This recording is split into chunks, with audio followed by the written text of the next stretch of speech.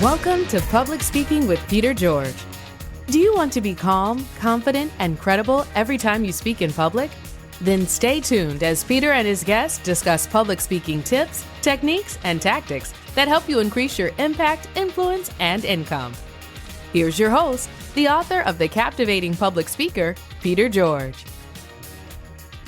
When it comes to connecting with your audience, how important are the pitch and tone of your voice? Are they serving you well, or are they undermining your success? In this episode, you learn from voice coach Susan Murphy why your voice matters, how it may be holding you back from truly connecting with your audience, and how you can find your authentic voice. Susan's career has spanned more than 40 years and includes a variety of positions that all required a voice that connected with her listeners. She has been a radio news director, TV news reporter and weather girl, back when they called them that, a radio talk show host and producer, a public television producer and on-air personality, a college dean and instructor, a voiceover artist, and now a broadcast voice coach. Here's my conversation with Susan Murphy. Hi, Susan. Welcome to the show. I am so happy to be here, Peter. I have waited months to get on your show. I'm glad I'm here. Thank you very much.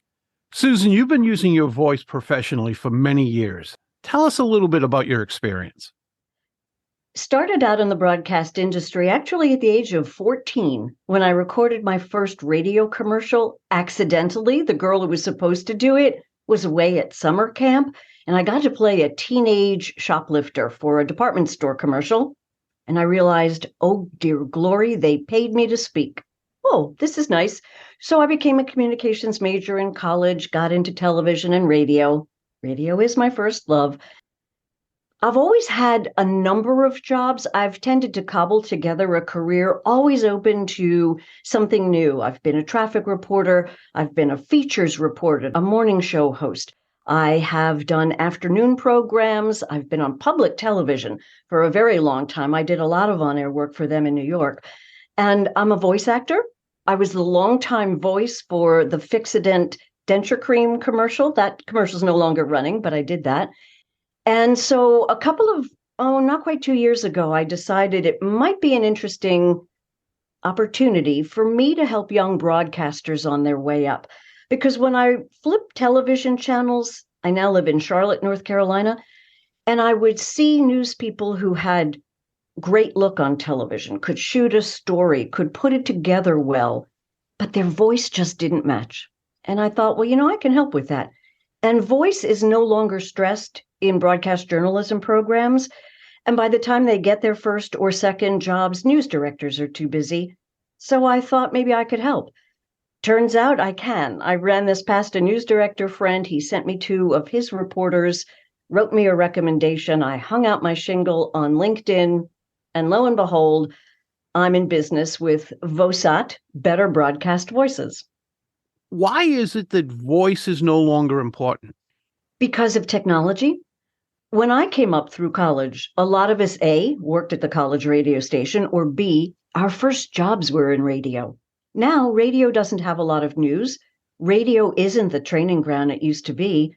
And because of technology and students being forced now to shoot and edit and to write long stories as well as short stories for their web pages at the TV stations, voice just got shuttled to the back.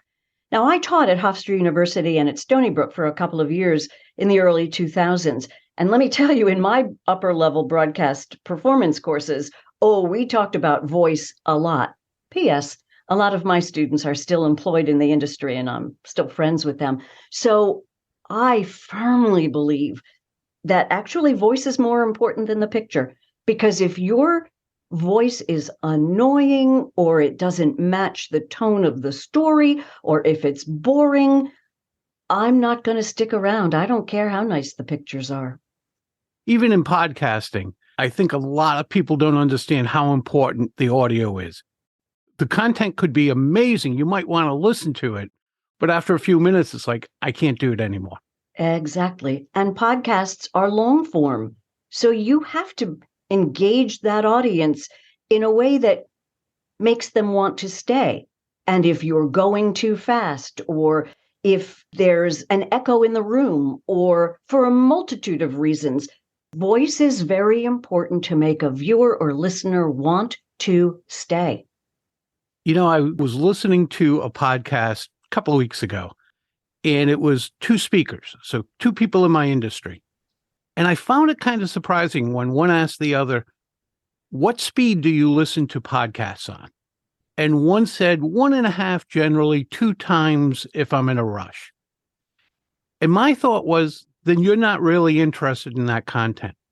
Because as speakers, and these two gentlemen are professional speakers, we know that the pause matters. That's when people digest things. That's when they internalize it. That's when they think about how it applies to them. And now you're cutting yourself short on that pause, which means you're not really interested, to me anyway, that you're not really interested in that information and how it applies to you. And I would be curious, if you're going to listen to a podcast at 1.5 or 2 times the speed, spit back something to me you learned. Can you? I bet they can't. My point exactly. Then I think you're listening just to listen, not necessarily to internalize it. These podcasts are so helpful because you can learn something about voice. Everybody has the opportunity to try something different. And I'm all about the authentic voice, which is what TV news directors want. Maybe that wasn't true 25 and 35 years ago because you didn't have a whole lot of other opportunities to get news. Now you do. So TV stations are learning it's all about the connection to the viewer. And I'm often reminding reporters and anchors, this isn't about you. You're not working for you or your news director or the company. When you're on the air, you're working for me, the viewer, the listener. So I have to often show them what it's like from my side of the television when I'm watching or listening to them. And for many of them, it's eye-opening, and I'm happy to do it. They don't think about always who's on the other side and trying to make that connection. I forget who you were talking with. It was either Amy Novotny or Judy Rodman, where we talked about trying to anticipate the reaction, because as you look into a TV camera or you're reading prompter, you don't get to see the reaction like you would if you were on a stage, but you do have to imagine it. And your job is to elicit a reaction. It's always what I was taught. You would imagine that I'm speaking to someone in that camera, as opposed to just speaking to an inanimate camera, that little dot there. Exactly. So how would my listeners know that having a coach, a voice coach, would be good for them? What would be a telltale sign? For your clients, well, you mostly work with, and I have started to work with, CEOs, ministers, professional public speakers. I'm working with a nurse who is creating a video series about women who have sort of a disordered relationship to food, and she just wants to sound more professional. I think most people know that they would need a voice coach. Most people are aware of how they sound, either because other people have mentioned it. I worked with a CFO in Australia who's somebody in her company, and she's one of the few people in the C-suite. Somebody in her company sort of meanly mentioned that her voice was shrill. And I'm talking to this woman, Diana, on the phone because she wanted to hire me. And she mentioned this story about being told she was shrill. Finally, at the end of the conversation, I said, Diana, your voice is a lot of things, but shrill isn't one of them. It was, I think, someone who may have been jealous of her, someone who was having a bad day. Or maybe Diana was having a bad day, but her voice is not shrill. We went through some of the voice work anyway and did strengthen her presentation skills. So sometimes people are told that their voice is maybe not as good as it could be in front of an audience. And I think, too, that a lot of young people who go into television do it because they think they look good. They sometimes forget that it's about the audio as well. And for women, it's a special problem because of literally the differences in the structure of a man's vocal production apparatus, which includes testosterone, an Adam's apple, and vocal cords that are the size of a quarter. I don't have a lot of testosterone. Women don't have Adam's apples, and our vocal cords are the size of a dime. So we have a special, I won't even call it a disability, maybe a disadvantage. And then there's the whole thing about how women use their voices growing up. Oh, why don't you ask me about that? Oh, okay. How do they use their voices growing up? It is still true, much to my chagrin, and I'm in my 60s, but mentoring young women who are 40 years younger than me, I am still learning and surprised by the fact that many times they will use a voice that gets them attention. And women who use breathy voices or high voices, or their voices are quiet, or they don't use their voices a lot, comes from their upbringing. Could have been brothers and sisters who overshadowed them because they were so noisy. Could have been a dysfunctional household. Oh, let's get real. Many families are dysfunctional in one way or another. Maybe it was something about a romantic partner in getting into their teens where they developed this voice that's really not theirs. So my work with them is to encourage natural pitch that, as we know, rises from the diaphragm, has to do with the breath. And sometimes these women actually need permission from me, but ultimately from themselves, to let go of the girlish voices that got them what they needed or wanted growing up, but are no longer serving them in their adulthood, and certainly not in terms of authenticity and connecting to an audience. Are those girlish or breathy voices appropriate? So I just show them something that's within their body that they didn't even know they had. And some of these women have come to me either right away or within a week or so, and they'll say, Susan, do you know how healing this has been for me? That they have been able to step into a voice that is so truly them, that is so truly authentic. And it is from that voice that confidence grows. And that's the reward for me as a voice coach.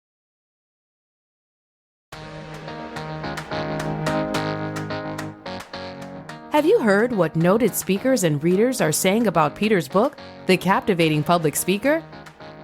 You can do no better than investing in Peter George's new book. Chapters are meticulously organized, and every topic is handled with in-depth detail. This book is the ultimate resource. After this episode, please use the link in the show notes to check out The Captivating Public Speaker on Amazon. Now back to Peter and his guest. Susan, what are some of the strategies you use to help people? The very first thing is breath work. So the first thing I teach them is a posture, which I know Amy Novotny teaches, that has to do with relaxing certain muscles. And you know what I learned from my singing teacher about 25 years ago was the most important thing to relax is your shoulders. Because if your shoulders are relaxed, most of the muscles through your neck and into your jaw and into your face are also relaxed. If your shoulder area is tight with tension, anxiety, worry, hey, that's where most of us carry it. It comes out in your voice, usually as a higher, tighter, more constricted pitch. If I can get you to lower your shoulders, relax from there, breathe into the belly, and allow a beautiful pitch and tone to rise from there, it's amazing what kind of sound you can make. And all it takes is practice. And I do teach them how to practice. And my method is you take 4 Post-it notes, and on them you write breath, steering wheel, medicine cabinet, refrigerator, and computer. And every time you pass the Post-it note, breathe from your belly with lowered shoulders and more of the posture that I can teach you. Breathe for a minute. And my practice is you count in on 4 and you exhale on 6. Do it for a minute. I'll do the math. It's about 6 breaths. and then go on about the rest of your day until you pass another Post-it note. If you do that for 3 weeks, it becomes second nature. I love that idea. It works. And I know it works because I learned it from a singing teacher. I had done some regional theater on Long Island and was cast in a show where I'm normally in the chorus or you'll give me a couple of lines. I had to sing a duet. What? You want me to sing a duet? So I took what we called triage singing lessons and learned a lot from that 6 weeks. And that's how I learned this particular posture and that particular method of practicing breath. How does my listener find their authentic voice? You have to listen for it. We're so busy doing other things, we don't pay a lot of attention either to listening to others or even listening to ourselves. So a lot of my practice with my anchors and reporters is to go over things that they have worked on before. I teach them different things about writing as well as the breath work. Pitch and tone can be very much affected by shorter sentences, different kinds of writing. So we often start with things they've worked on before. We'll go watch how it originally aired, and then we work on that same piece with new strategies, and then they can hear it. So I recommend when you're in the middle of a meeting, a PTA meeting, speaking to a spouse, speaking to your children, not only pay attention to what you're trying to accomplish, listen to what you're trying to accomplish and see what you hear. Are you sinking the muscles lower? Is the breath coming up from the diaphragm, or is it kind of caught in your chest because your muscles are tight? See how the pitch kind of went up and I'm speaking a little bit faster?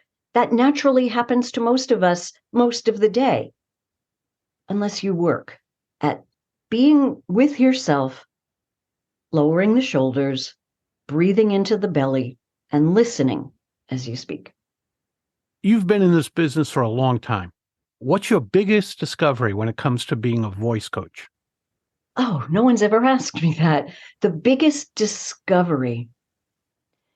You could have the most beautiful voice in the world. You have great tone, great presentation, but it's about connection. If you're not connected, as Judy Rodman calls it, to the one heart you're speaking to, then you're not authentic and you're going to lose your listener or viewer. And I learned that through auditioning for commercials, that it's not about the lilt or melody in your voice. It's about connection to the words. That's the most surprising thing I think I've ever learned. Makes a lot of sense when you're talking about voice. It's not just about the mechanics. It's about the emotional intelligence that you need to have too. And do you think that's why some people I think of the radio voice, that guy with that deep voice that just resonates. But then you hear people who have just the opposite of that, but know how to connect with the audience. They don't have the voice that you would pick out. If you said, I want to listen to someone on the radio or a podcast or whatever, yet when they speak, they command that audience. They engage that audience. Absolutely. If you watch enough TED Talks, and I'm all about the voice, I'm all about pitch and tone. And you're right, that old radio voice, which harkens to the 50s, 60s, and 70s that all of us sort of enjoyed and remember, it's just anachronistic now. It's just not what people are necessarily looking for. They're looking for the connection. They're looking to learn. They're looking to feel something. And for a disc jockey or air personality on the radio, yeah, there's some connection from them, but most of the connection's the music they play. In talk radio, it's the connection to the audience from you straight to that one other person on the other side of the microphone. That's what's so important. And with so many people on devices nowadays, we're not listening enough. We're not watching enough. We spend way too much typing. Yeah, it's not the same engagement. It's not. And young people are losing the art of conversation. Do you think because of that, those who concentrate on conversation stand out? Yes, because it's so, I won't say rare, but it is so attractive. It is so magnetic. And who can't be drawn into somebody telling a great story that they're really connected to? Now, you're not an actor, a speaker or an anchor or reporter. I always have to say, you're not an actor. You're not a performer. You're not shooting to do the same thing day in and day out with every performance, because speakers and on-air people have different things to talk about in a boardroom or on television. But how you manage to make every day with different topics interesting and magnetic to your viewers or listeners, that's an art. What's one piece of advice you have for my listeners? Lower your shoulders. It's my favorite piece of advice. And the other thing I'm kind of famous for saying with my students, and if you're a speaker, this might resonate, write it. If you're going to write a speech, or even when you write your notes, write it like a fifth grader. Deliver it like a college professor. I like that. I've never heard that before. Yep, that's mine. And it sticks with everyone. Years later, people go back and say, write it like a fifth grader, deliver it like a college professor. And I just giggle. Susan, it's been a real pleasure to have you here with us. I have had such a good time.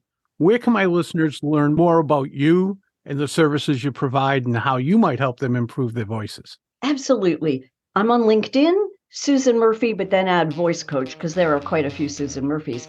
But my website, you can reach me through that, and that's Susan Murphy VOSAT, which, by the way, is broadcast shorthand for voice over sound on tape, which is what an anchor reads, and then there's a little cut of somebody saying something, and then the anchor finishes the story. That's called a VOSAT. SusanMurphyVOSAT.com. Thank you so much, Susan. My pleasure. That's a wrap of another episode of Public Speaking with Peter George. Be sure to tune in again for a conversation with another public speaking expert. And remember to use the link in the show notes to go to Amazon and check out Peter's acclaimed book, The Captivating Public Speaker.